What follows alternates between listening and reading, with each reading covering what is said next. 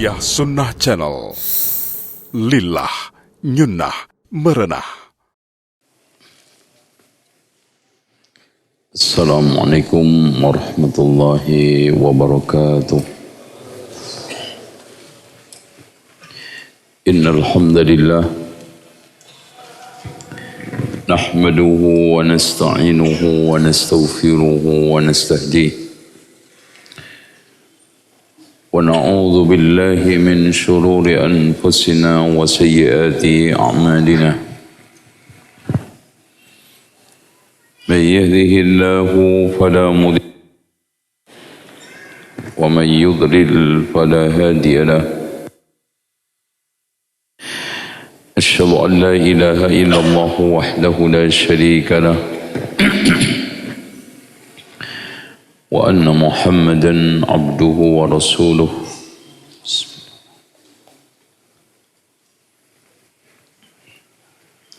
Allahumma salli wa sallim ala Muhammadin wa ala ali Muhammad kama sallaita ala Ibrahim wa ala ali Ibrahim innaka Hamidum Majid.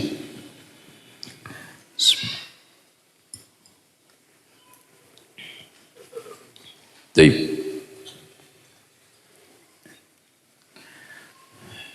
Hadirin sekalian,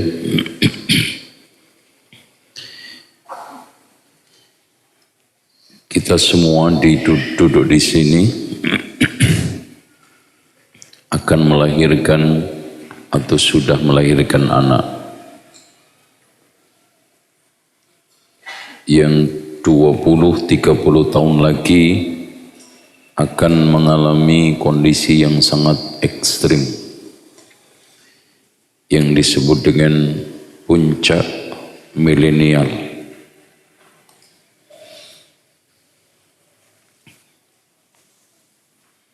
Generasi Islam terbagi menjadi 3 kelompok.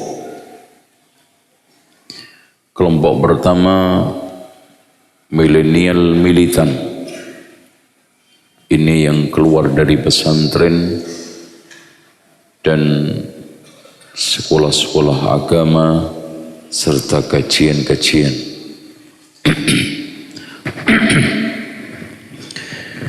Yang kedua, milenial di persimpangan jalan yang disebut dengan kelompok masa mengambang. Bisa ditarik ke barat, ke timur, ke kanan dan ke kiri. Bimbang, bingung. Kelompok yang ketiga, milenial liberal anti agama. Mereka ini menjadi pejuang LGBT, menjadi pejuang amoral, menjadi pejuang distorsi nilai-nilai agama.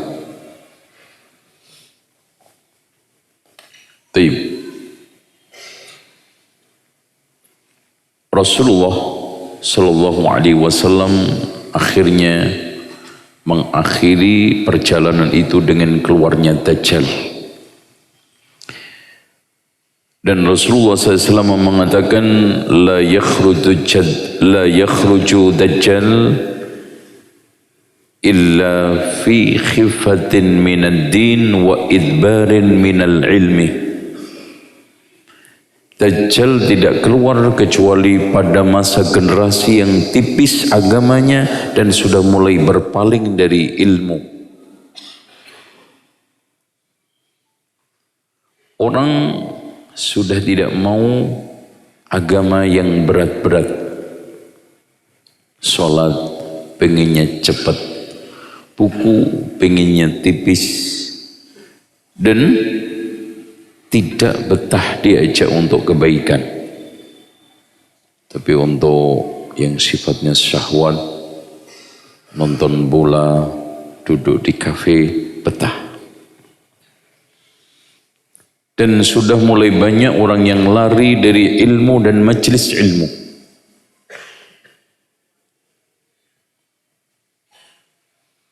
Disinilah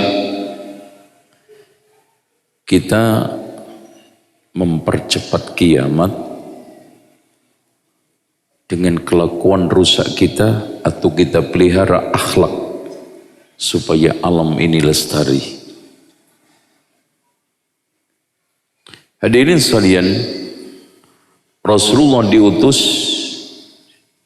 digelari oleh Allah, wa innaka la'ala khuluqin 'adzim. Sesungguhnya engkau Muhammad diutus oleh Allah menjadi manusia yang paling agung akhlaknya.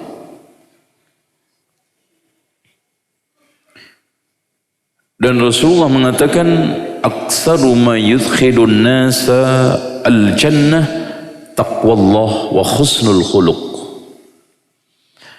Yang paling banyak memasukkan orang ke surga adalah takwa kepada Allah dan husnul khuluq.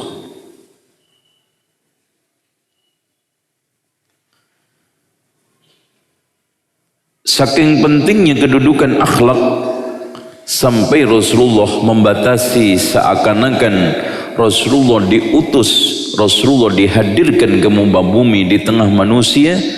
Innama bu'istu liutammima makarimal akhlak.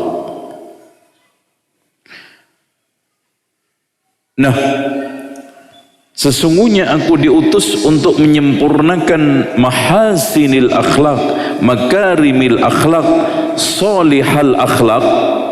Apa itu?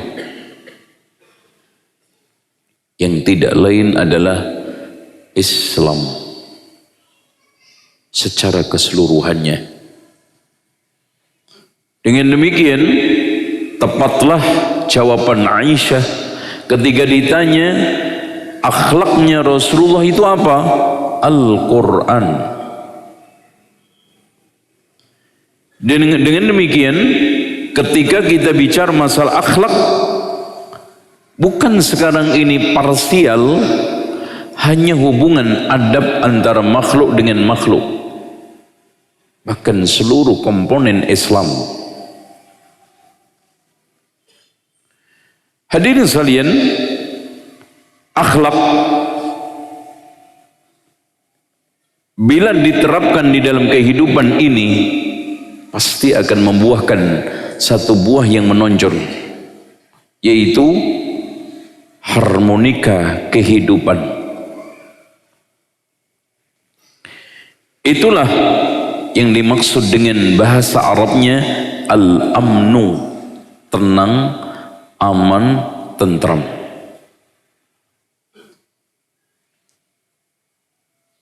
Sehingga lingkungan yang diwarnai dengan akhlak, pribadi yang diwarnai dengan akhlak, selalu membawa kedamaian, kelestarian, dan anti keonaran, terutama keonaran beragama. Apa itu keonaran beragama? Mengacaukan agama dengan syirik, kufur, bid'ah, maksiat.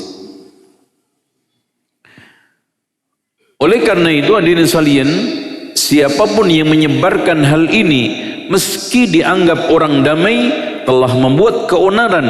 Dan siapa yang menyebarkan tauhid, iman, sunnah, ibadah, ketaatan, maka dia telah membuat kelestarian.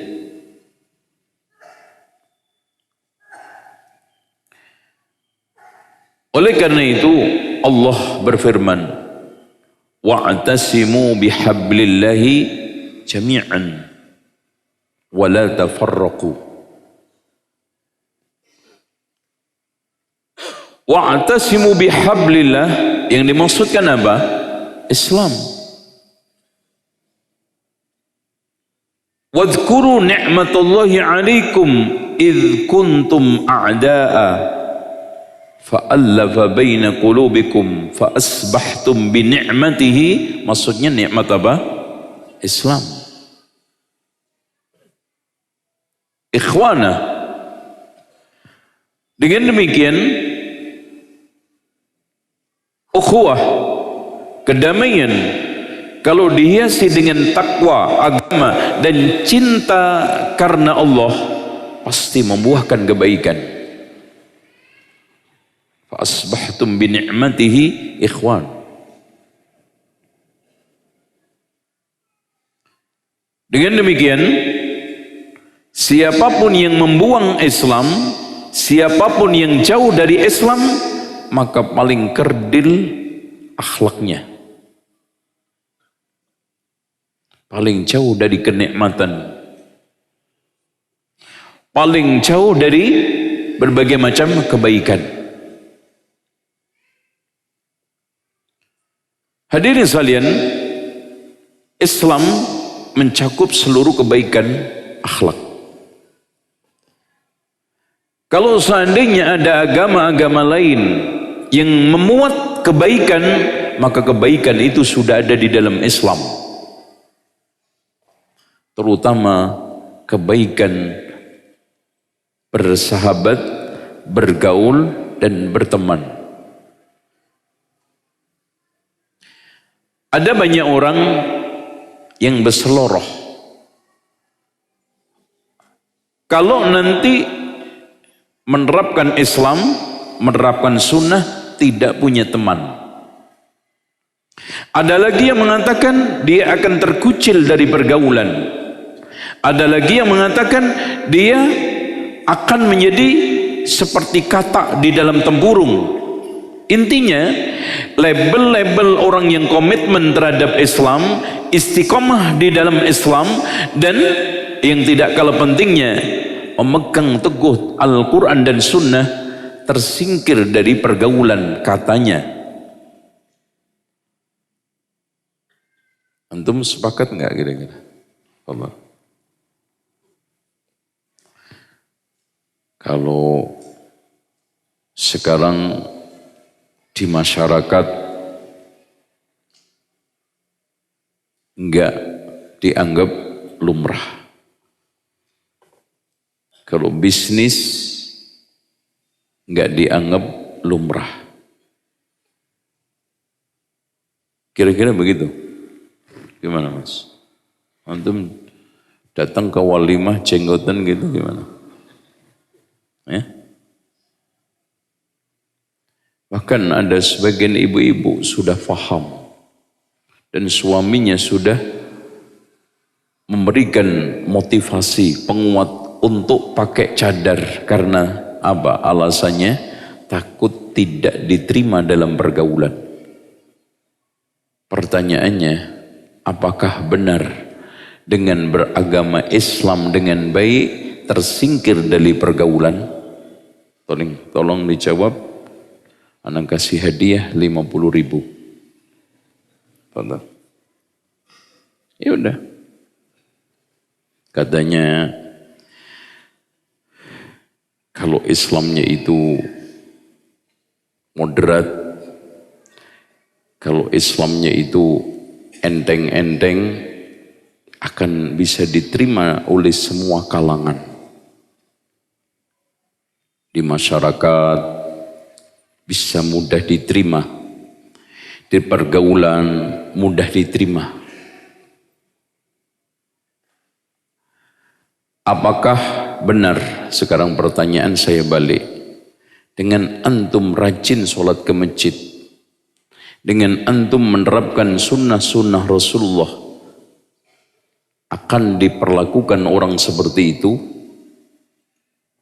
Ataukah ada watak-watak kelakuan yang tercampur dalam praktek Islam sehingga nampak kaku, yang akhirnya antum tidak bisa diterima di dalam pergaulan? Atau antum baper dulu sehingga tidak bisa menyesuaikan di dalam pergaulan? Kira-kira yang mana? Baper dulu. Kadang-kadang merasa aja kalau sudah pakai cadar, kalau sudah pakai jenggot, kalau sudah katok cingkrang, itu dipelototin orang. Padahal nggak ada. Nggak ada yang memperdulikan antum. Antum siapa? Kayak bintang film aja disorot di mana-mana. Enggak. Baper. Oke, orang kaget itu biasa. Antum, ini supaya nggak terlalu ngebas gimana sih mas? Ya. Antum merantau. Dulu dari kampung ke Jakarta, awam. Memang kaget, tiba-tiba antum pulang, katok cingkrang, batuk belang, jenggot panjang. Tapi itu nggak lama, bahkan akan mudah, gampang, cepat terhapus, tereliminir ketika antum akhlaknya bagus. Antum bisa memilih mana ketika ada perkumpulan saya datang, mana yang tidak datang. Tegur sapa, Pak, sebetulnya kunci di dalam pergaulan itu 6. Senyum, sapa, salam, sopan, santun, sabar. Itu aja. Soal masalah kita diomongin orang. Pak, saya tanya sama antum semua. Ada enggak di antara makhluk ini yang ngomongin Allah? Ada enggak? Hah? Ada. Allah aja diomongin. Allah diomongin, Rasulullah SAW diomongin, apalagi antum. Makanya betul kata Imam Ibnu Hazm, siapa yang menempatkan dirinya tidak ingin diomongin orang, sejatinya dia adalah majnun, gila. Berarti kalau antum yang antum maksud dengan saya beragama Islam istiqomah, komitmen, kemudian nanti tersingkir dari pergaulan, maknanya antum diomongin orang, antum menjadi pembicaraan orang. Sekarang saya tantang, siapa di muka bumi ini yang tidak pernah diomongin orang? Satu, yaitu orang gila. Makanya Rasulullah memberikan suatu pressure. Al-mu'minu alladhi yukhalitun nas wa yasbir ala adahum khairun min alladhi la yukhalitun nas wa la yasbir ala adahum. Orang mukmin yang bergaul, sabar atas gangguan manusia, itu lebih baik daripada nggak mau bergaul, nggak sabar. Makanya hidup dengan omongan orang, saya sering umpamakan seperti anak sama bapak naik unta. Ketika yang naik unta anaknya dikritik orang, diomongin orang, akhirnya turun. Pak, saya diomongin orang pak, katanya anak durhaka, kurang ajar, bapak aja deh yang naik. Setelah bapaknya naik, lebih pedas omongannya mas. Ini bapak nggak tahu diri, masa anaknya disuruh narik unta ke sanung-sanung, dia enak-enakan ongkang-ongkang di atas unta. Masa kalah sama ketek aja sayang sama anak. Akhirnya bapaknya turun, nak saya juga diomongin, gimana nak, gini aja deh. Menurut saya pak, kita naik bareng-bareng. Bapak nggak diomongin, saya juga nggak diomongin. Setelah naik, malah untaknya yang diomongin. Ini anak bapak kagak tahu diri, nggak punya perasaan. Unta kuntet begini dinaikin berdua, turun kek salah satu. Akhirnya apa? Turun dua-duanya sambil marah-marah. Ini gimana? Lo naik salah, gue naik salah, naik bareng-bareng juga untaknya malah disalahkan. Udah turun aja, lo sebelah kanan gue kiri. Apakah selesai? Tidak. Kalau antum masih baper, nggak akan bakal bisa hidup. Diomongin, ini anak sama bapak nggak pakai utek, unta dibeli mahal-mahal kagak dinaikin. Itu. Akhirnya supaya antum tidak diomongin gimana? Unta antum gendong. Nah, selesai. Gendeng kok. Pak, itu lucu ya Pak ya. Biasanya orang naik unta, lah ini unta naik orang. Gitu. Oke. Oleh karena itu hadirin sekalian, sebetulnya kehadiran antum di tengah sosial dan masyarakat merasa tidak diterima, imma antum baper dulu ketika melaksanakan dan komitmen terhadap Islam, atau hanya sekedar kagetan ketika antum tampil dulunya begini, sekarang begini, setelahnya selesai. Soal masalah diomongin orang, saya tanya kepada antum, pencopet diomongin orang nggak? Koruptor diomongin orang nggak? Loh, tapi anehnya istiqomah tuh. Copet bisa istiqomah. Loh, kenapa antum tidak lebih seneng, bangga, istiqomah diomongin orang dalam rangka mengejar surga, sementara mereka bisa istiqomah mengejar? Pak, saya tanya, lamaan mana antum diomongin orang dengan iblis diomongin orang? Iblis itu diomongin orang, Pak, sejak dia diusir dari surga. Berapa miliar manusia mengutuk iblis? Istiqomah dia. Aduh, parah. Dengan demikian, agar kita bisa diterima di tengah pergaulan, saya akan sampaikan beberapa dasar. Hadis Rasulullah SAW, inna aqrabakum minni majlisa.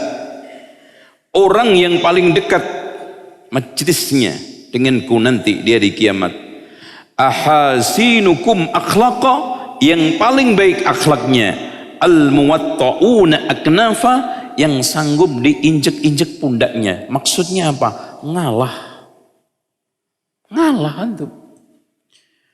Alladzina ya'lafun, orang yang mudah mendekati, wa yu'lafuna, dan didekati. Coba antum bersikap seperti itu.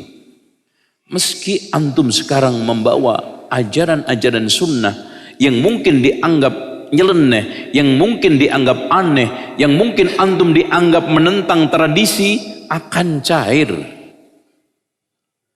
Masalahnya, masyarakat di sekitar antum itu kaget dengan tampilan antum, dengan praktek agama antum, kemudian antum bikin kaget lagi dengan kelakuan antum, susah untuk disapa.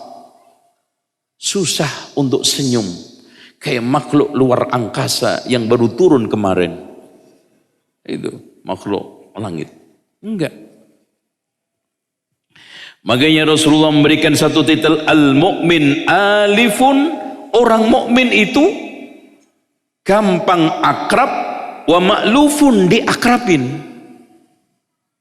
Itu mukmin. Wala khaira fi man la yu'laf, la ya'laf wa la yu'laf. Tidak ada kebaikan orang yang tidak mudah gaul dan tidak mudah dipergauli. Jangan kaku. Jangan sekarang ini gak kompromi di dalam hal-hal yang memang sifatnya kita harus perlu kompromi. Tapi kalau sudah prinsip lakum dinukum waliyadin, tegas, dan tegas itu tidak harus keras.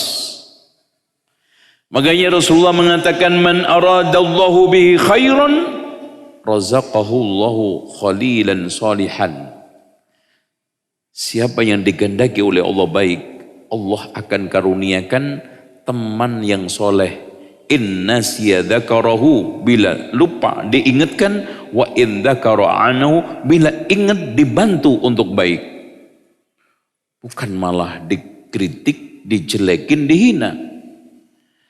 Gaya Rasulullah SAW di dalam hadis yang lainnya mengatakan, ma tahaba ithnani fillah, tidak ada orang yang dua berkasih sayang karena Allah, illa kana ahabbuhuma ilallah ashadduhuma hubban li sahibihi. Tidaklah ada dua orang yang berkasih sayang karena Allah, melainkan yang paling dicintai Allah, yang paling cinta kepada temannya. Makin dalam cinta kita karena Allah, makin juga dalam cinta Allah kepada kita. Makanya di dalam hadits qudsi Allah berfirman, Inna Allah Ta'ala yaqul, sesungguhnya Allah Subhanahu wa Ta'ala berfirman, haqqat mahabbati, telah berhak untuk mendapatkan cintaku, lilladzina yatazawaruna min ajli, orang yang saling berziarah karena aku. Datangi masyarakat yang awam. Tengok acara-acara mereka yang mubah. Tegur, sapa, salam mereka lakukan. Insya Allah. Wa haqqat mahabbati, berhak untuk mendapatkan cintaku, lilladzina yatahabuna min ajli, orang yang berkasih sayang karena aku. Wa haqqat mahabbati, dan berhak untuk mendapatkan cintaku, lilladzina yatabadzaluna min ajli, yang saling tukar menukar kebaikan karena aku. Wa haqqat mahabbati, dan berhak untuk mendapatkan cintaku, lilladzina yatanasaruna min ajli, yang saling tolong menolong, bela membela karena aku. Sebaliknya, inna ahabbakum ilallahi, sesungguhnya manusia yang paling dicintai oleh Allah, alladzina ya'lafuna, gampang akrab, wa yu'lafuna, diakrabin. Ya'lafuna, akor, diakorin. Wa inna abghadakum ilallah, orang yang paling dibenci oleh Allah, al-masya'una bin namimah, yang berjalan di muka bumi dengan namimah, al-mufarriquna bainal ikhwan, yang memecah belah persaudaraan.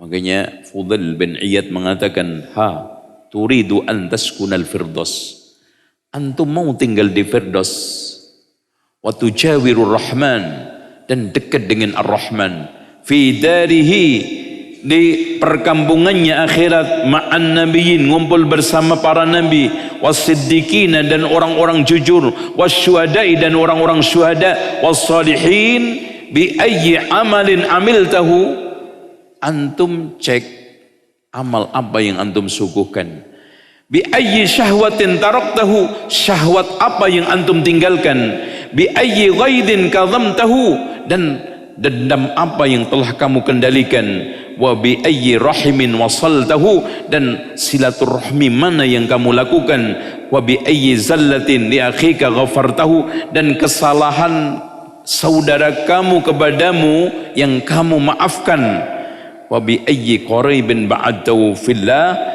dan berapa banyak orang yang dekat kamu jauhkan karena Allah. Saya menjauh hanya karena Allah.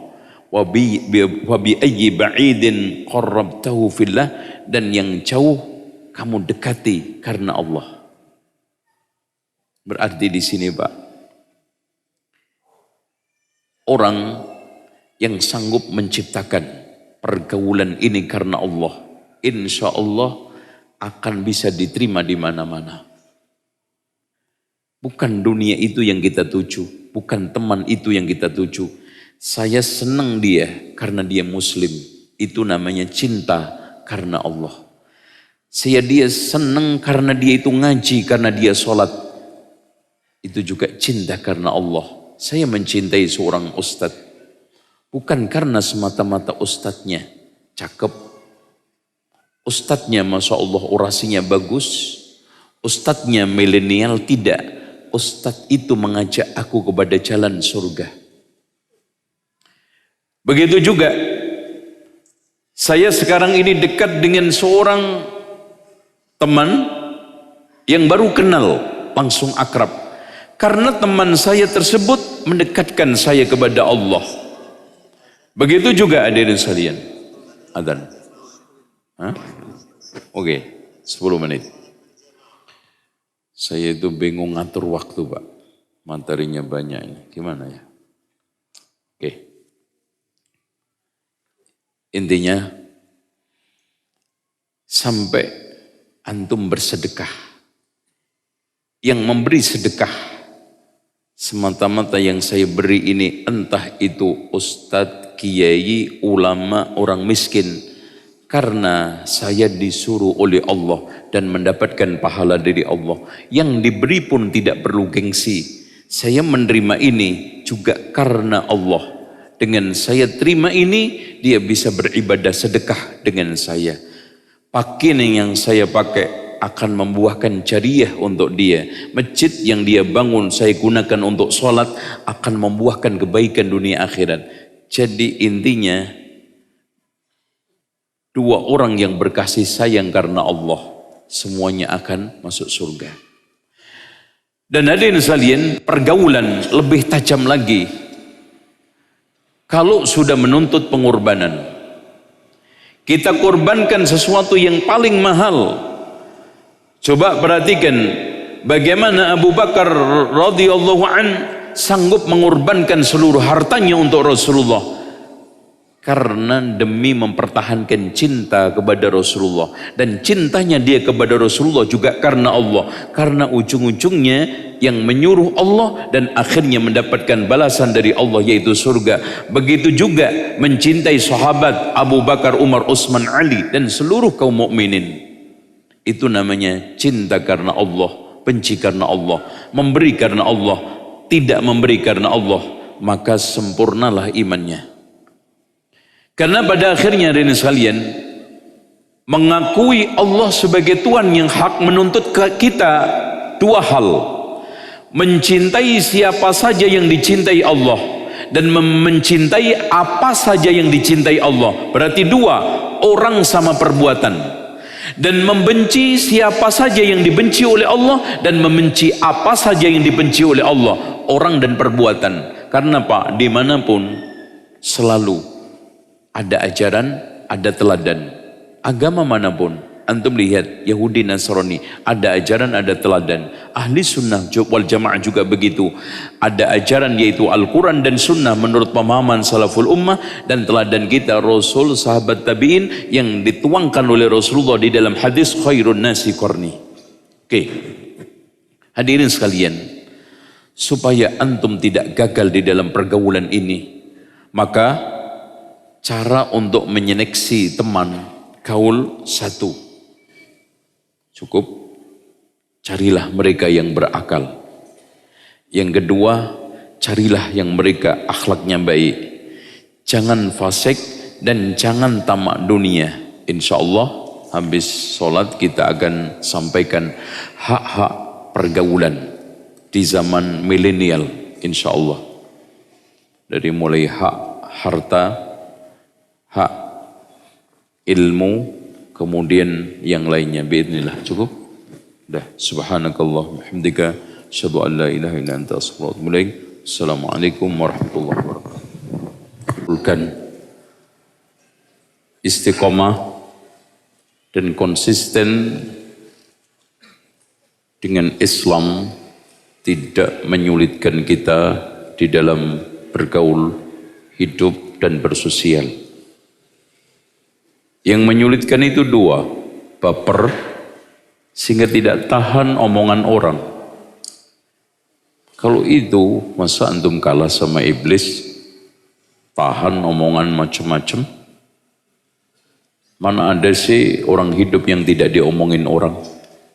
Atau yang kedua, memang watak antum gak bisa bergaul, itu aja. Jangan disalahkan Islamnya. Islam itu agama indah. Islam itu ada agama baik. Tidak mungkin gara-gara Islam kita tidak bisa bersosial, kita tidak bisa bergaul, kita tidak bisa bersama masyarakat.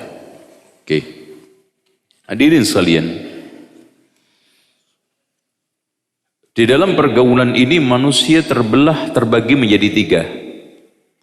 Satu, orang yang wajib kita benci secara total, yaitu orang muslim kafir. Kalau seandainya ada hubungan, itu hanya sekedar sosialisasi yang sifatnya muamalah. Mereka tidak akan bisa menjadi sahabat, mereka tidak akan bisa menjadi saudara. Kalimat yang paling pantas, rekan kerja. Rekan kerja. Rekan bisnis. Jangan antum bilang itu teman saya.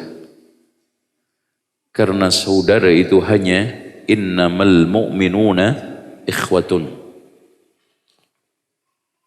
Bukan berarti sekarang ini kita tidak menganggap dia sebagai manusia. Bukan berarti kita tidak memberikan hak. Bahkan hadirin sekalian, hak-hak non-muslim di dalam Islam, di dalam muamalah sama. Ketika Rasulullah masuk ke Madinah, memperlakukan orang Yahudi, Nasrani bagaimana? Di dalam jual beli, sewa menyewa. Bahkan Sa'ad bin Abi Waqqas ketika masa yang paling pertama kali ditekankan untuk memberikan hadiah adalah tetangganya Yahudi. Wa anshiruhunna bil ma'ruf. Itu hadirin sekalian, muasyarah ditekankan kepada siapa? Seorang suami kepada istri. Dan Islam membolehkan seorang laki-laki menikah dengan siapa? Ahlul kitab, berarti umum. Wa sahibuhuma fid dunya ma'rufa. Orang tua yang musyrik yang mengajak kita kepada agama mereka saja, Allah masih mengatakan wa anshiruhunna bil ma'ruf. Makanya hadirin sekalian, Islam membolehkan kita untuk takziah dengan muslim. Islam menganjurkan kita untuk menghargai hak-hak tetangga kafir. Islam membolehkan kita untuk menghadiri walimah orang non-muslim. Islam dibolehkan untuk menjawab salam orang non-muslim dengan salam wa'alaikum. Masya Allah. Islam memerintahkan untuk menjaga perjanjian dengan non-muslim. Malah kata Rasulullah, man qatala mu'ahadan lam yaruh raihatal jannah. Siapa yang membunuh kafir mu'ahad tidak menemukan baunya surga. Titik. Oleh karena itu hadirin sekalian, sikap tegas kita kepada non-muslim bukan berarti kita tidak boleh senyum kepada mereka, kita tidak boleh kerja bakti di lingkungan, kita tidak boleh bersosial sama mereka. Tegas itu maknanya membedakan antara wilayah muamalah dengan wilayah lakum dinukum waliyadin. Titik. Mana wilayah lakum dinukum waliyadin yang tidak pernah kenal kompromi, dan mereka juga nggak kompromi. Mereka mau suruh mengakui Tuhan hanya satu, nggak mau. Mereka mau mengakui Nabi Muhammad sebagai Nabi terakhir, enggak. Lakum dinukum waliyadin. Soal ada usulan akhir-akhir ini kita tidak boleh menyebut kafir. Itu siapa yang menggulirkan? Orang muslim sendiri yang oportunis. Bagaimana kita tidak boleh menyebutkan kafir di dalam Al-Quran? Allah menyebutkan kufur sebanyak 811 kali. Apalagi Rasulullah ribuan. Kalau kita memberikan satu jenis gelar yang terkesan negatif, mereka juga memberi kepada kita negatif. Bukankah mereka mengatakan kita ini domba-domba sesat? Iya enggak? Dan mereka dulu Portugis ketika datang ke sini membawa agama Katolik menamai kita itu dengan nama apa? Orang Mor. Apa itu Mor? Yaitu orang yang berhak untuk diperangi. Agamanya beda dengan agama kita. Mor. Orang timur yang beragama Islam itu mereka julukin Mor. Makanya kain yang digunakan untuk menutupi aurat namanya wadi Mor.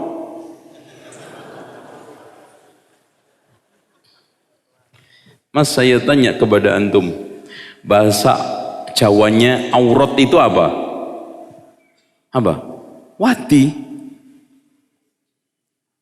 Penutup kain orang timur namanya wadi Mor. Gak tahu ini bener gak ini? Atau cok kali cok. Oke.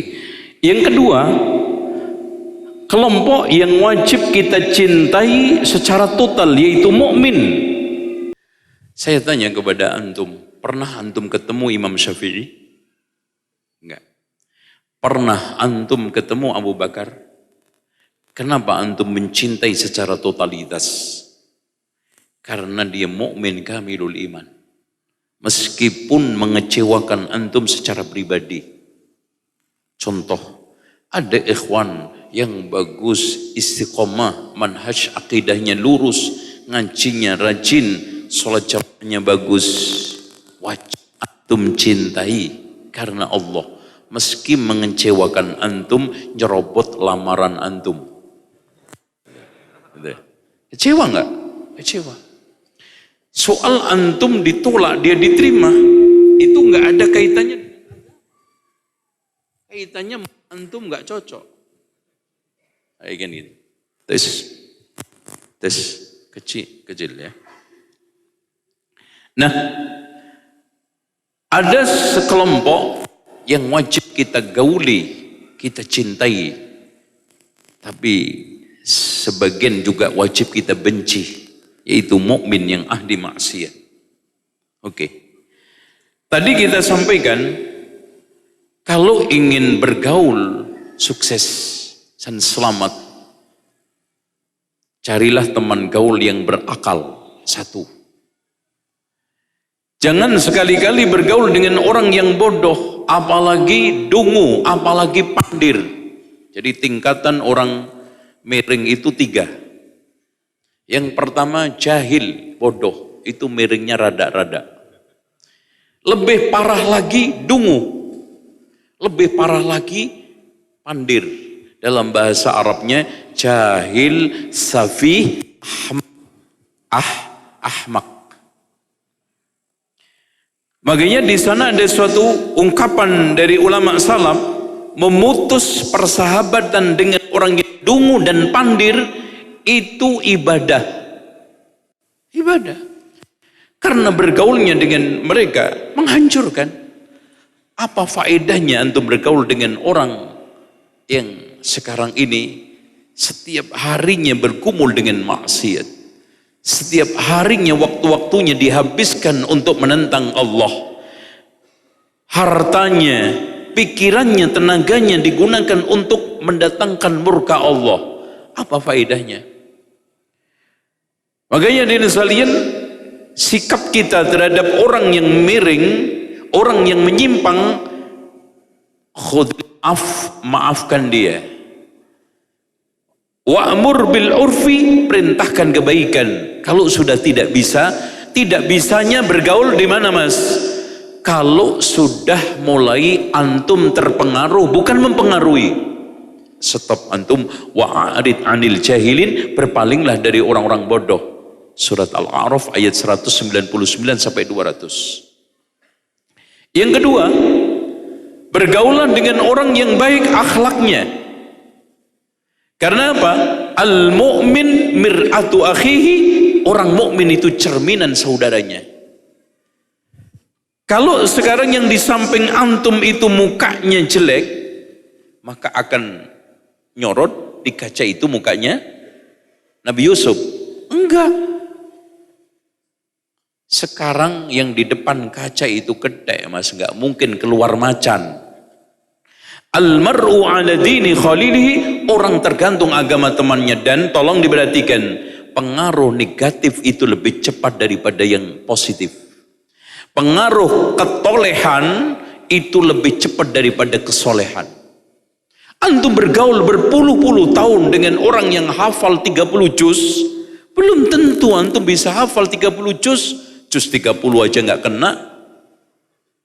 Tapi coba sekarang orang yang menghafal Al-Quran 30 juz bergaul dengan orang-orang rusak, hilang hafalannya. Makanya bergaul dengan orang yang baik seperti penjual minyak wangi, diolesin, beli atau kena baunya. Kalau sekarang bergaul dengan orang yang jelek seperti pandai besi, Mas, kebakar bukan hanya baju antum, tapi kebakar akidah antum, hangus manhaj antum, hangus ilmu antum, bahkan hangus hafalan antum karena bergaul yang salah. Selanjutnya, sama orang yang fasik. Sudah nggak usah saya jelaskan. Yang terakhir adalah orang yang tamak dengan dunia. Makanya betul kata Imam Malik, bergaulah dengan orang yang dengan ucapannya menambah ilmumu, mendorong akhiratmu. Ngajak ngaji, menasihati, perbuatannya mendorong akhirat. Setiap dilihat selalu baik, ngaji, kebaikan, sedekah, infak. Kalau melihat teman antum mendorongnya ke akhirat, lanjutkan. Kalau mendorongnya itu menentang akhirat, merusak akhirat, tinggalkan. Contoh, klik ke teman antum kok ingat pancing, udah masalah. Lihat teman antum kok ingatnya bola, masalah. Ngelihat teman antum sekarang ini, lihat ingatnya karambol, catur, masalah. Bukan ingat Al-Quran. Coba dari kejauhan ketika antum sekarang, waduh, ini anak kalau belum sholat bisa dimarahi sama dia. Akhirat berarti jadikan teman. Nah, sekarang kita sampai kepada hak pergaulan. Hadirin sekalian, yang pertama adalah hak harta. Saya sampaikan secara singkat karena waktu. Soal masalah persahabatan dengan harta, ada yang menempatkan temannya seperti pembantu, mengasihnya ketika sudah nggak suka sama sisa. Antum perhatikan sekarang orang ketika ngasih sepatu pembantu ketika sudah mulai nggak suka, nggak muat, atau memang dikasihkan. Tuh sarung udah nggak enak tuh, kasihkan aja sama security. Itu namanya menempatkan temannya seperti pembantu. Ngasih harta ketika sudah nggak suka. Yang kedua, menyamakan seperti dirinya sendiri. Apa yang aku suka, aku berikan kepada teman saya. Yang lebih hebat, wa yu'siruna, yang ketiga, wa yu'siruna ala anfusihim walau kana bihim khasasa. Mengutamakan. Coba, pernah nggak? Katanya Zainul Abidin. Siapa? Bukan saya. Ali ibn Husain ibn Ali. Itu gelarnya Zainul Abidin. Karena ahli ibadah. Makanya tidak boleh memberi nama Zainul Abidin. Kau melotot antum? Saya dinamai bapak saya ketika bayi belum bisa protes. Jadi udah kadung. Pernah dia bertanya kepada orang yang didapatinya, wahai saudara-saudaraku, adakah di antara kalian yang punya teman memasukkan ke tangannya, ke sakunya, mengambil apa saja dan berapa saja dari uangnya? Semua menjawab, belum ada. Kalian belum bersahabat dengan baik. Persahabatan dengan baik ialah kalau ada teman antum memasukkan ke saku antum, ambil berapa aja. Tapi ya, ntar dulu mas, dompet saya tak sembunyikan. Hilang nanti. Ayo, ada. Nong. Coba. Sa'ad bin Mu'ad. Sa'ad bin Rabi' ketika disaudarakan dengan siapa? Abdurrahman bin Auf. Itu? Silahkan wahai Abdurrahman, saya punya istri 3. Pilih yang kamu sukai, saya ceraikan. Ayo. Antum malah ngerebut, kurang ajar kan? Itu parah. Oke. Selanjutnya dari sekalian, hak ukhuwah berikutnya adalah membantu secara fisik. Makanya betul kata para ulama, janganlah kamu mengambil sahabat sebelum kamu uji 4 perkara. Yang pertama, antum pernah bergaul walaupun sesaat, sehingga antum tahu watak tabiat. Yang kedua, antum pernah safar bersama. Kenapa safar? Karena safar itu aslinya menyingkap. Dengan safar menyingkap watak asli orang. Kalau masih di kampung, Pak, belum ketahuan cemen sama pendikarnya, coba keluar. Bisa aja di kampung petentang-petenteng, coba giliran merantau ke Bandung, langsung disentil sama preman perapatan itu, langsung mengkeret. Nah, ketahuan. Makanya yang pemarah, yang penyabar, yang dermawan, yang pelit, yang egois, itu ketemu di safar. Yang kedua, ketika butuh mau bantu antum.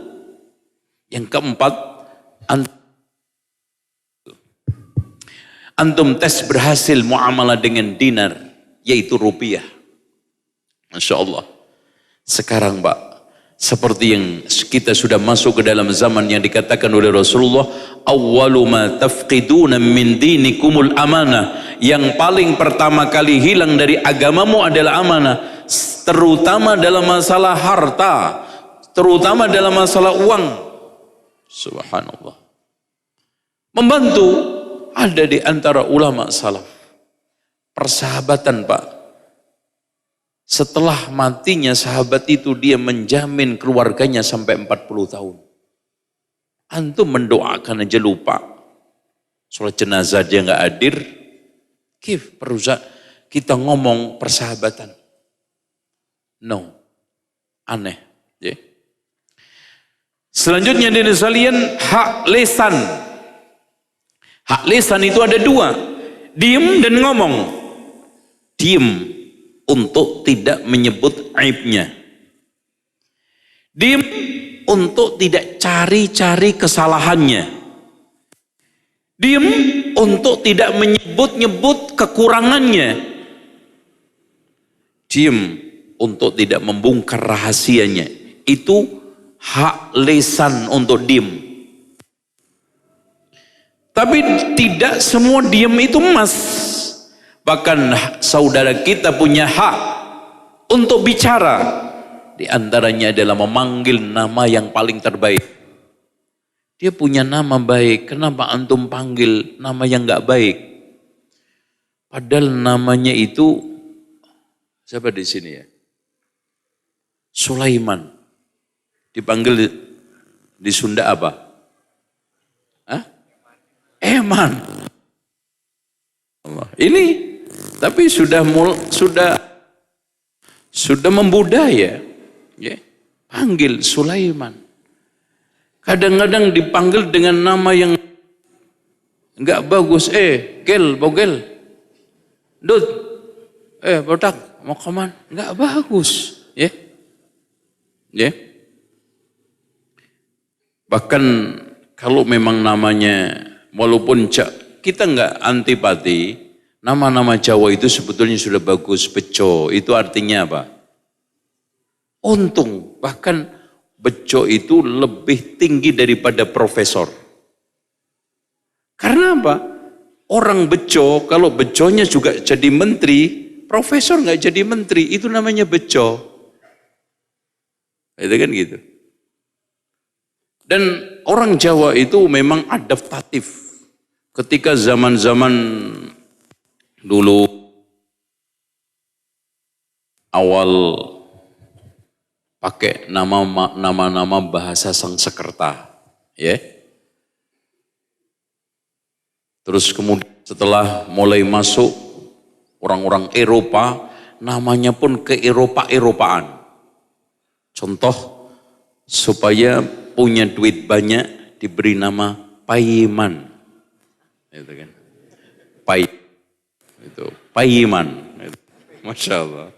Keren. Itu bahasa Inggris itu. Supaya anaknya nanti pinter nyetir mobil diberi nama Karman. Masya Allah. Sudah maju banget orang Jawa itu. Karman. Itu Masya Allah. Kar itu apa? Mobil. Itu. Man, manusia. Itu kan gitu. supaya nanti bisa kerja di kantor pos diberi nama Suratman. Suratman. Itu. Tapi lebih indahnya kalau pakai Islam. Tapi yang konyol, ada sebagian orang yang menulis buku, katanya Nabi Sulaiman itu aslinya dari Jogja, tepat lahirnya di Sleman. Karena Sulaiman itu nama dari nama Jawa, itu Sulaiman. Nah, itu kan gitu. Kan banyak yang man-manan tadi itu deh. Karman, Paiman, Suratman, Sudirman. Nah ini di sini Sulaiman. Nah kan gitu. Ini ngarang, jelas. Makanya Borobudur itu yang bangun Nabi Sulaiman. Nah itu kan gitu. Ini semua jelas godak-gadek-gaduk yang tidak ada dasarnya. Nah, panggil dengan nama yang baik. Ya, utuh. Masalahnya di Indonesia ini Pak, nama panjang-panjang tapi giliran dipanggil rusak semua. Rusak semua. Coba bayangkan ada seorang ngasih nama anak, wahai lana rosada. Cuman dipanggil Yi. Oh boy, Yi itu. Mendingan kayak orang Arab, nama pendek-pendek tapi dipanggil bener Ahmad. Gitu kan gitu. Khalid, Muhammad, sini serenteng dipanggil separuh. Gitu. Terus hak lisan adalah menyebutkan kebaikannya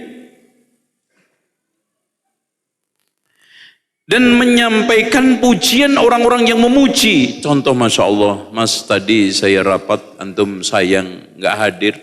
Subhanallah tadi pimpinan kita memuji-muji karya antum, usaha antum, dan Masya Allah prestasi antum. Ini. Dan yang tidak kalah pentingnya adalah berusaha maksimal untuk membela mati-matian. Itu Pak. Selanjutnya hak lisan adalah mengajari, termasuk mengajarkan Al-Quran kalau dia tidak bisa membaca Al-Quran, mengajarkan sholat kalau dia tidak membaca sholat. Hadirin sekalian, kalau seperti ini kita telah teledor di dalam berukhuwah. Mana sekarang? Egois, masing-masing, tidak saling kenal, apalagi tolong menolong. Makanya Pak, kenapa Rasulullah SAW perang Tabuk, pasukan yang dibawa hampir 45.000 pasukan ini kafir ketika itu sangat banyak sekali, kalah sebelum perang karena kompaknya umat Islam, karena ukhuwahnya umat Islam. Mereka sebelum perang pernah ketika pasukan kaum muslimin nyebrang jembatan, salah satu wadah makanan pasukan itu jatuh. Semua pasukan rebutan jebur sungai untuk ambil wadah tersebut. Rebutan. Mereka mikir ini baru wadah makanan yang hilang. Gimana batok kepala temannya yang hilang. Itu Pak. Kalau kita saling menyerahkan kepada musuh. Ya benar itu aja. Bunuh aja. Kayak kan gitu. Yang penting gue selamat. Mental SDM muncul di tengah umat Islam sekarang. Apa itu SDM? Selamatkan diri masing-masing. Selanjutnya yang tidak kalah pentingnya adalah hak memaafkan kesalahan. Maafkan. Makanya di sekalian, kalau datang kepada antum berita negatif tentang saudara antum, cari 1000 alasan untuk membenarkan, untuk tidak menyalah-nyalahkan. Makanya tanda-tanda antara talabatul ilmi, antara ulama, antara ustadz, antara pelajar, hasud. Ketika datang berita tentang aibnya disebarkan, seneng. Itu seneng kita sekarang. Kalau teman kita salah, teman kita terjerembab di dalam kemaksiatan, seneng teman kita itu salah, maksiat, itu bagian daripada tipu daya setan. Makanya Rasulullah SAW mengatakan, jangan membantu setan untuk mencelakakan saudara antum dengan apa? Bergembira dengan maksiatnya. Mereka maksiat, ingatkan. Mereka maksiat, nasihatin, bukan sekarang dibongkar atau sebagai alat tembak untuk apa? Menjatuhkan. Ini yang bikin hancur umat Islam sekarang. Kemudian doakan. Doakan, ya Allah, mudah-mudahan dia menikah langsung dengan 4 istri. Walaupun istri antum 1. Ya Allah, mudah-mudahan dia kaya raya, hartanya barokah, merimpah halal, bisnisnya sukses, anaknya soleh solihah. Doakan. Makanya di sekalian, Abu Darda itu setiap harinya di dalam ruku sujudnya mendoakan hampir lebih 70 saudaranya, disebut nama per nama. Antum pernah mendoakan teman ngaji antum, ya Allah ampunilah aku dan orang-orang yang pernah belajar di Masjid Ukhuwah? Pernah? Lu sayang. Tapi ngendit iya. Itu. Pernah enggak? Makanya hadirin sekalian, supaya saya punya sedikit kebaikan kepada teman-teman da'i yang mendakwahkan salaf. Hampir ada kesempatan saya berusaha untuk berdoa, Allahumma ufirli waliman da'a ilal kitabi wa sunnah ala fahmis salafil ummah. Ya Allah, ampunilah aku dan orang-orang yang mendakwahkan kepada Al-Quran dan sunnah menurut pemahaman salaful ummah. Sebelum tidur, supaya tidur antum nyenyak, mending antum mengatakan, ya Allah ampunilah orang yang mendolimi aku, daripada antum mikir mau membalasnya bagaimana. Selanjutnya adalah setia dan ikhlas. Hadirin sekalian, ada seorang saking setianya di dalam pertemanan persahabatan, dia jaga, tetap menjaga istrinya, anaknya, keluarganya, dan bahkan nama baiknya. Sudah berpuluh-puluh tahun meninggal dunia masih dijaga. Wala yajiduna fi sudurihim hajatan mimma utu, nggak ada iri, nggak ada dengki. Beda dengan kita, punya sedikit aja adem panas. Kalau miskin surak-surai. Ini macam persahabatan apa? Coba bayangkan hadirin sekalian, nggak usah kita berpikir jauh. Kalau seandainya kita itu ukhuwahnya mantap, di sini nggak akan ada yang sakit sampai nggak bisa berobat. Kumpulkan aja dari ujung ke ujung 10.000, dapat berapa sekarang? Ayo, 10.000. Dan ngeluarin duit 10.000 itu nggak banyak. Apalagi kita bicara seluruh Indonesia, umat Islam jumlahnya berapa Pak? Realconnya. Quickcon itu kadang nggak bisa dipercaya. Ya. Realconnya itu kurang lebih 210 juta. Coba kalau setiap bulan nyisihkan uang 1.000, berapa Pak? 1.000 kali 210 juta. Hah? 210 miliar, Masya Allah. Padahal Pak, duit 1.000 itu bagi aku injek-injek kok. Dibeli permen aja nggak dapat. Makanya coba jaringan bisnis yang sekarang ini memiliki toko-toko yang menyebar cabangnya itu sampai 2.000, 5.000. Potongan yang disumbangkan itu seandainya 1.000 aja berapa? Itu umat Islam. Makanya pernah saya itu menghitung kemubadiran harta umat Islam di 3 lini ini aja triliunan. 3 itu apa? 1 rokok. Kalau umat Islam yang rokok 1 hari itu 100 juta. Dalam satu hari itu satu bungkus 10.000. Berarti satu hari berapa? 1 triliun. 30 hari berapa? 3 triliun. Masya Allah. Buat rumah sakit gratis berapa? Pondok pesantren gratis berapa? Apalagi beli kerupuk Palembang. Masya Allah. Yang kedua, selamatan. Kalau seandainya di Indonesia ini yang selamatan itu 20 juta. Sekali prosesi selamatan kita bikin rata-rata 20 juta. Antum kalikan 20 juta kali 20 juta. Yang ketiga, air wudhu yang dibuang-buang umat Islam. Pak, saya tanya, jujur, karena di masjid nggak ada faedahnya bohong. Dan ini nggak perlu bohong.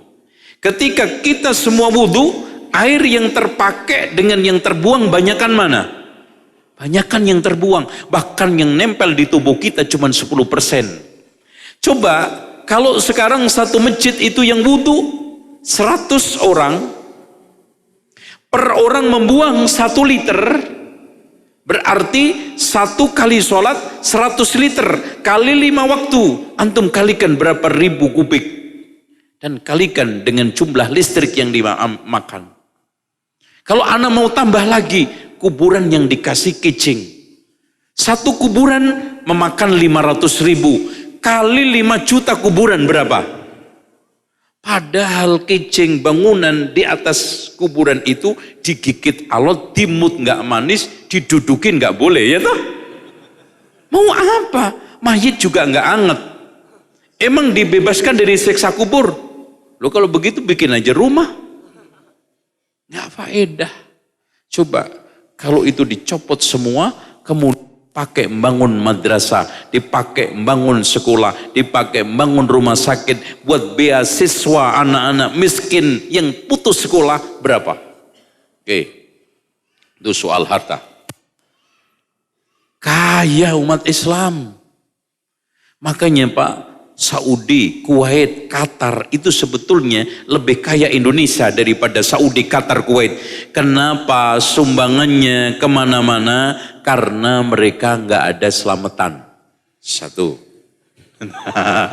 Iya, loh di Indonesia apalagi di Jawa Pak, lahiran itu selamatannya ping 5. Coba 1 mitoni 7 bulanan tingkepan disebut tingkep karena melenting sak kekep.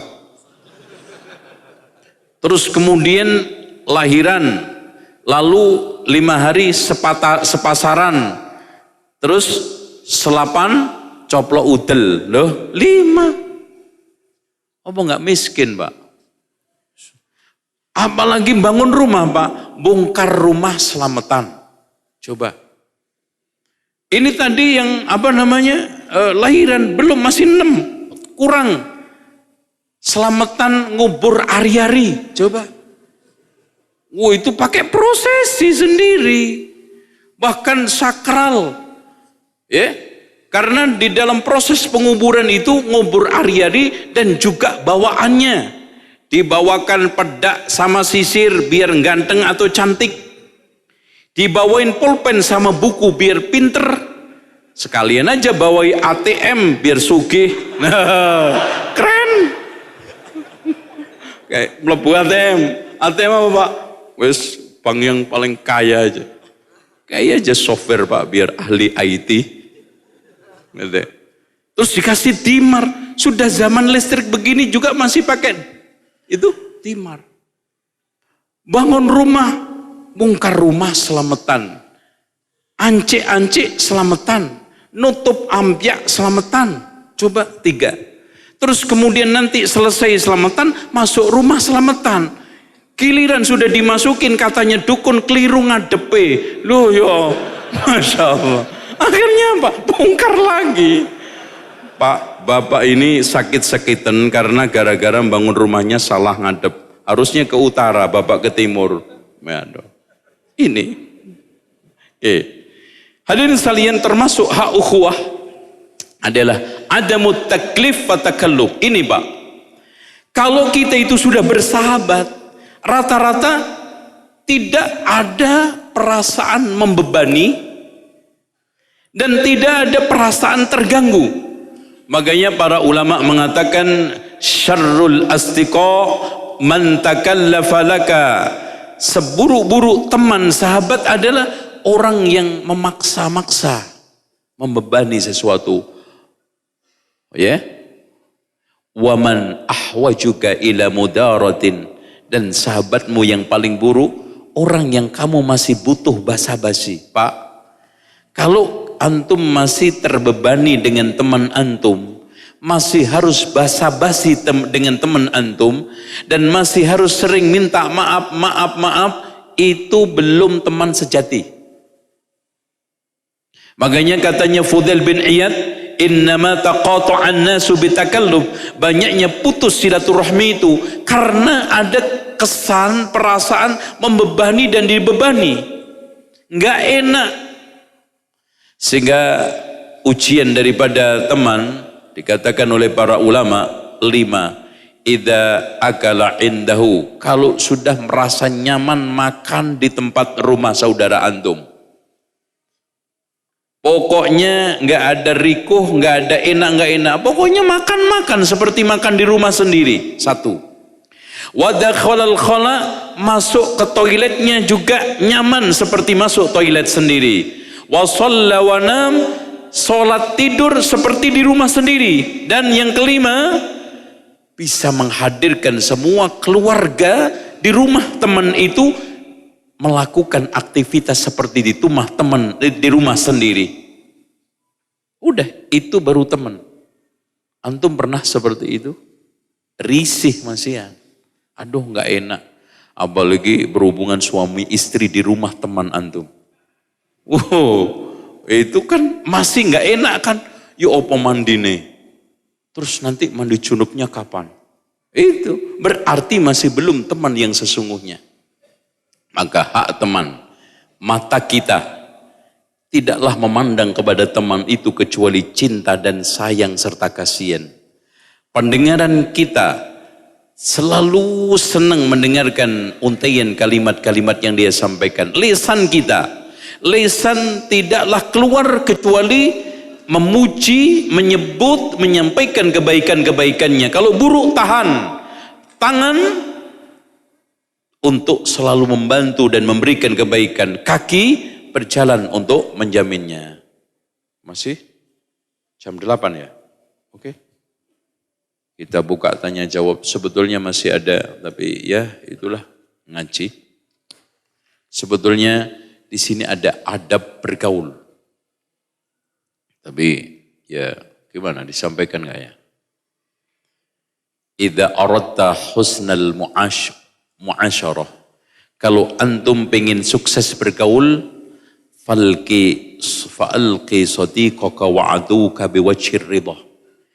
Jika antum mau sukses di dalam bergaul, maka temui temanmu, musuhmu dengan wajah yang ceria. Jangan tampakkan permusuhan. Wa tawaqqar min ghairi kibrin, jaga wibawa tanpa harus sombong. Wa tawaddu fi ghairi madallatin, rendah hati tanpa merasa terhina. Wa kun fi jami'i umurika fi awsatiha, bersikaplah di dalam segala sesuatu itu tengah-tengah, karena kanan kiri itu seluruhnya jelek. Ke kanan berlebihan, ke kiri teledor, apa aja. Wala tangdur fi atfaik, jangan selalu ingin menang sendiri. Wala tuksirul iltifat, kalau lagi bertatap muka dengan teman antum, jangan banyak tengok-tengok. Wala taqif 'alal jama'at, jangan berdiri di depan, di tengah jamaah, enggak bagus. Wa idza jalasta fala tastawfis, kalau antum duduk tenang, jangan terkesan ingin segera mau pergi. Wa tahaffat min tashbiki asabi, hindari ketika kita itu di majlis begini, sikap apa? Ya. Wal abas bilihyatik wa khatimik, dan memain-mainkan jenggotnya, atau mungkin cincinnya, atau mungkin jamnya. Tenang, duduk yang baik. Wa takhlili asnanik, atau maaf, ketika antum duduk bersama teman antum, hindari. Jangan sekali-kali ngeraba-ngeraba gigi, selilit. Itu jelek. Ya. Gimana Mas kabarnya Mas? Enggak enak banget sampean. Antum kapan berangkatnya? Nah itu enggak bagus. Wa idkhali usbu'i fi anfik, atau lagi bicara gini. Mas, nanti jadi makan siang enggak? Itu, Masya Allah. Maaf, itu contoh ya. Wa kathrati busakika, atau sering meludah atau berdahak. Wa kasrati tamati wa tatha'uf fi wujuhin nas. Kebanyakan menguap atau begini Mas, mulet ya. Itu adab. Oke. Wa fi sholati wal yakun majlisuka hadi'a. Hendaknya majlis tempat antum berkumpul itu tenang. Wa haditsuka manduma murattaba. Bicara antum runut dan juga bagus. Jangan meledak-ledak, marah-marah, emosi. Wasghi ilal kalamil hasan mimman haddasaka min ghairi idhari ta'ajjubin mufrid. Dengarkan pembicaraan temanmu yang bagus, tapi tanpa menunjukkan terkagum-kagum. Padahal dibuat-buat. Masya Allah, Masya Allah. Ngomong apa Mas tadi? Kurang ajar antum. Itu menghina itu Pak. Wala tas'alhu i'adatahu. Kalau ngobrol jangan sekali-kali antum minta ulangi lagi. Jangan, itu aib. Tolong ulangi. Antum siapa? Emang direktur? Sama teman jangan meminta. Kalau memang lewat ya sudah. Nanti barangkali dia bicara. Tolong ulangi lagi. Yang persis. Masya Allah. Waskut anil mudahik. Diamlah dari orang yang mengajak gurau. Karena kalau antum gurau, pinter, akan jatuh wibawa. Sama orang jahil, antum akan kehilangan wibawa. Sama-sama, nggak bagus. Wala tuhaddis an ijabika bi waladika wala sya'rika wala tasnifika wa syairi ma yahussuka. Jangan suka bicara penuh dengan kekaguman, dengan anak-anak antum, dengan rambut antum, dengan kepemilikan. Wah, pokoknya motor saya ini Mas, kalau dijual, bicaranya selalu hal-hal yang khusus bagi dirinya. Jangan itu. Wala tasannu al mar'ah fi tazayyun. Jangan kita bertingkah lebay seperti perempuan. Ngomongnya lebay, tingkah lakunya, duduknya juga nggak bagus. Wala tatabadzal tabadzul 'abdi, tapi jangan kasar, nggak punya adab seperti budak. Wala tulhihu fil hajah, jangan merengek-rengek di dalam kebutuhan. Wala tusyajji' ahadun 'ala dzulmi, jangan mendorong siapapun dari temanmu untuk melakukan kezaliman. Wala tu'lim ahlaka wa waladaka fadlan min ghairihim miqdara malik.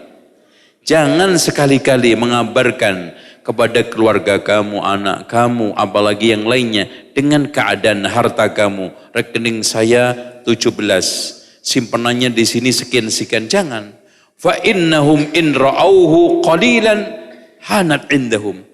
Kalau harta antum lebih sedikit, antum dihina-hina. Wa in kana katsiran lam tablugh qattun ridahum. Kalau lebih banyak, hasadnya enggak berhenti-berhenti. Kan enggak ada faedah. Tuh. Wa khaufu min ghairi anfin walin lahum min ghairi dha'fin. Berusahalah berlemah lembut tanpa menunjukkan kelemahan. Wa idza khasamta fatawaqqar. Kalau antum tengkar, adu mulut, salah faham, jaga kewibawaan diri antum.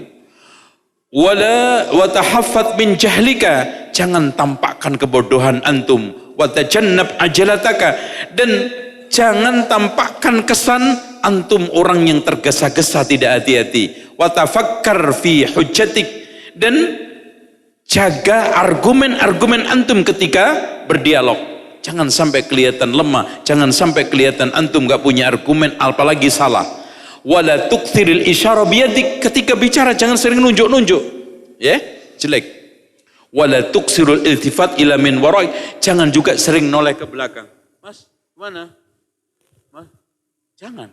Ya, antum kayaknya nanti kayak apa? Kayak Musa, apa itu loh yang serigala ya? Itu. Gak bagus. Wa idza hadda'a ghaiduk fatakallam.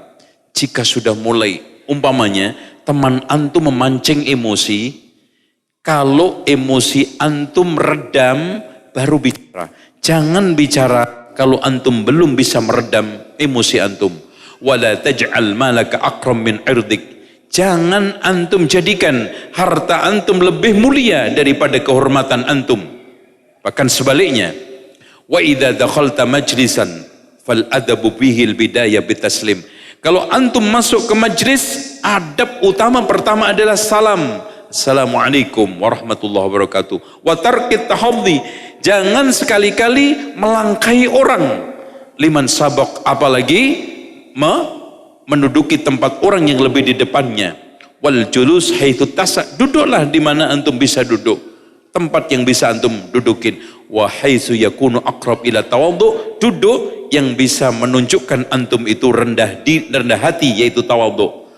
Wa an tuhyi bis salam man qaruba minka indal julus, dan hendaknya kau berikan salam dengan orang yang paling dekat duduknya dengan antum. Wala tajlis ala tariq, jangan nongkrong di jalan. Fa in jalasta, kalau terpaksa antum duduk di jalan, jaga adab.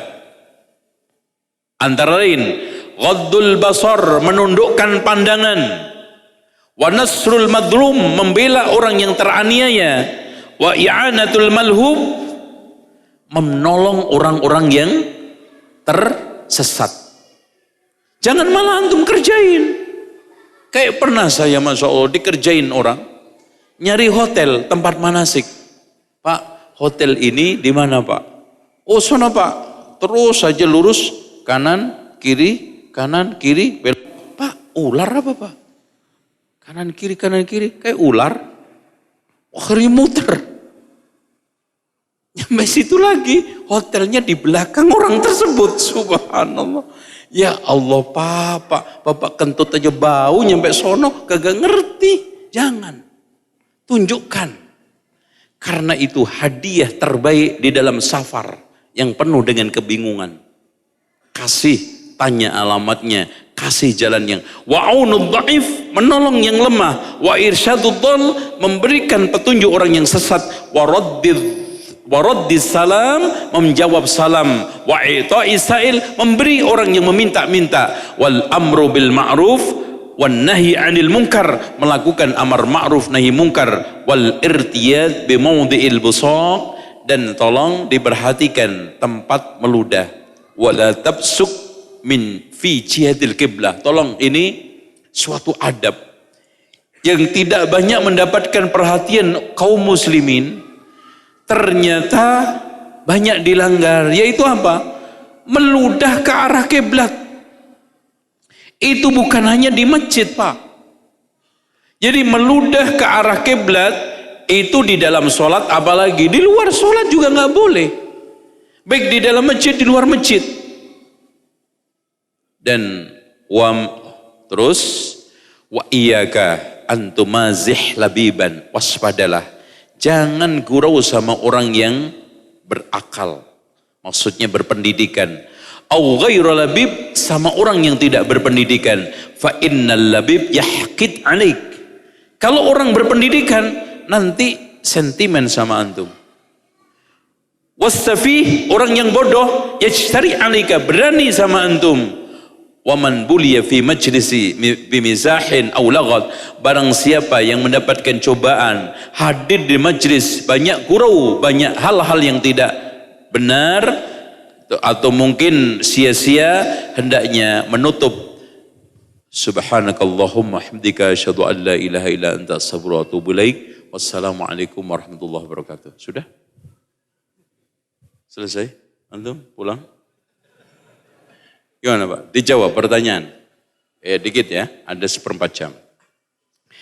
Tindakan apa yang harus ana lakukan ketika orang tua ibu dilarang ke kajian oleh seorang ayah dengan alasan berbeda akidah dikarenakan ayah merasa ilmu semuanya ada. Intinya gini, ikhwan, apapun perbedaan antara orang tua antum, jadilah perekat, jadilah pendingin. Jangan sekali-kali antum menjadi perenggang kisah. Caranya, bela kedua-duanya kalau memang benar. Tunjukkan kesalahannya dengan adab dan penuh hikmah kalau memang dua-duanya salah. Kemudian jangan memancing, memicu supaya dia tengkar. Kalau memang perlu diam, diamlah. Kalau memang tidak suka orang tua bicara, sebaiknya diam. Dan ikhwan, di antara anak ada yang menjadi pemicu putusnya orang tua. Di antara anak ada yang menjadi sebab pertikaian orang tua. Di antara anak ada yang menyebabkan keduanya akhirnya cekcok abadi sampai pada pintu perceraian. Ada satu redaksi hadis di kitab Bulughul Maram ketika bertemu dengan seorang kafir, pepet lah hingga, iya benar gini mas, itu ketika Islam kuat. Ya, Rasulullah SAW fattarruhum ila adyaqihi, pepetlah ke jalan yang sempit. Ikhwas sekalian, bermuamalah dengan orang non-muslim alias kafir. Ada dua keadaan. Saat Islam lemah, maka ayat-ayat Makkiyah kita perlakukan. Memaafkan, kompromi, memberikan toleran, tidak membalas. Ayat-ayat Makkiyah.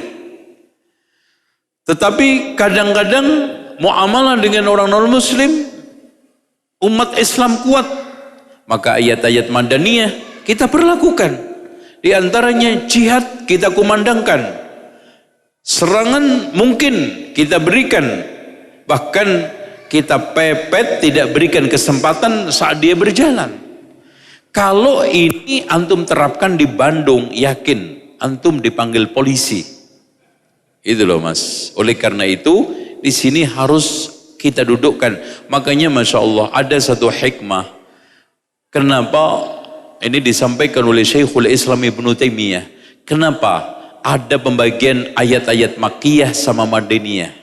Karena kondisi umat Islam kadang-kadang atau suatu saat atau menempati daerah yang lemah, tidak berdaya, minoritas, maka ayat-ayat Makkiyah berlaku untuk dia. Dan kadang-kadang umat Islam itu kuat, bahkan memiliki kekuasaan, maka ayat-ayat Madaniyah berlaku untuk dia, termasuk menabuh genderang perang, jihad dan yang lainnya. Wallahu a'lam. Afwan Ustaz, izin bertanya, bagaimana sikap seharusnya ketika teman ana menyebut berjenggot itu seperti teroris? Pertama, antum jangan kusar dan baper. Karena Rasulullah disebut lebih parah daripada antum. Allah berfirman, wa idza qila lahum la ilaha illallah yastakbirun. Ketika diucapkan kepada mereka la ilaha illallah, mereka menyombongkan diri. Wa yaquluna inna latariku alihatina li syairin majnun, dan mereka membalas dengan kata-kata, apakah kami harus meninggalkan sesembahan kami hanya karena ucapan si tukang puisi yang majnun? Rasulullah nggak baper, Rasulullah tetap jalan dakwah, Rasulullah tetap istiqomah. Biarpun anjing menggonggong, kafilah tetap berlalu. Prinsip. Kemudian yang kedua, antum sampaikan kalau memang antum terpaksa harus adu argumen, menjelaskan tatap bicara, bukan hanya tatap muka. Apa itu? Tolong sebutkan pelaku teroris yang ketangkep di Indonesia ini yang berjenggot berapa persen? Enggak ada 5%. Makanya ketika saya diberikan kesempatan oleh Pemda DKI untuk menyampaikan tentang masalah ISIS ketika awal-awal muncul, saya tegaskan di depan ratusan ormas, ketua-ketuanya, di depan tokoh-tokoh agama, bahkan seluruh ormas ada. Saya katakan, kalau memang berjenggot itu teroris, kita telah salah alamat. Akhirnya nanti yang teroris bener nggak ketangkep, yang bukan teroris ditangkep. Buktinya sampai detik ini pelaku teroris 90 bahkan 95% nggak ada yang jenggotan. Ayo, mau apa? Berarti di sini stigma yang dibangun untuk apa? Merusak Islam. Kita tidak membela teroris, bahkan sampai detik ini masih istiqomah saya mengatakan pelaku aksi teror bukan mujahid. Bukan jihad ya, bukan jihad. Aksi teror bukan jihad, pelakunya bukan mujahid, matinya juga tidak syahid. Titik. Aksi teror bukan jihad, pelakunya bukan mujahid, matinya tidak syahid. Urusan akhiratnya kita serahkan kepada Allah. Titik. Tapi kalau digunakan untuk black camp, membunuh karakter Islam atau tokoh Islam, itu soal lain. Dan ini yang terjadi. Digunakan untuk membunuh karakter tokoh. Sehingga kalau di bandara diplototin. Wah, itu kan gitu. Makanya kadang-kadang kita keluar negeri bawa jenggot, dibutuhkan bapernya harus dihilangin. Perasaan, tenang aja. Alhamdulillah kok nggak ada masalah. Anak keluar negeri ke Australia, ke Jerman, ke Hong Kong, bawa jenggot. Ya memang butuh mental, walaupun bobotnya nggak ada 2 kilo. Tapi ya lebih berat daripada bawa 2 kintal kedelai ya. Tenang aja, bismillah gitu loh ya. Oke, jangan baper. Apakah sholat duha dilakukan berjamaah? Boleh kalau tidak dilazimkan. Ya. Boleh kalau tidak dilazimkan. Tapi kalau dilazim, ini namanya sudah mengharuskan sesuatu yang tidak harus. Makanya Rasulullah pernah bersama Abu Bakar sholat sunnah berjamaah. Di rumahnya siapa? Malik bin Idban. Ketika saat beliau sudah mulai buta, tidak bisa pergi ke masjid, dan ingin membuat musola di rumahnya, diawali dengan Rasulullah diminta bersama Abu Bakar sholat sunnah 2 rakaat berjamaah. Tapi Rasulullah apakah setiap saat sholat seperti itu? Tidak. Pokoknya gini Pak, sholat sunnah yang dilazimkan berjamaah itu cuma 4. 1, sholat istisqa. 2, sholat gerhana. 3, sholat idul fitri, idul adha. 4, sholat tarawih. Selain itu kalau dilazimkan, maka kita melazimkan sesuatu yang tidak lazim, maka akan terjatuh ke dalam bid'ah. Karena Imam Asy-Syafi'i mengatakan, man istahsana faqad syar'a. Barang siapa yang menganggap baik sesuatu yang tidak baik menurut dalil Al-Quran dan Sunnah, maka dia telah membuat syariat. Oke. Ustadz, bagaimana makna hadis tentang Islam akan kembali asing? Hadirin sekalian, maknanya dijelaskan di dalam hadis Rasulullah.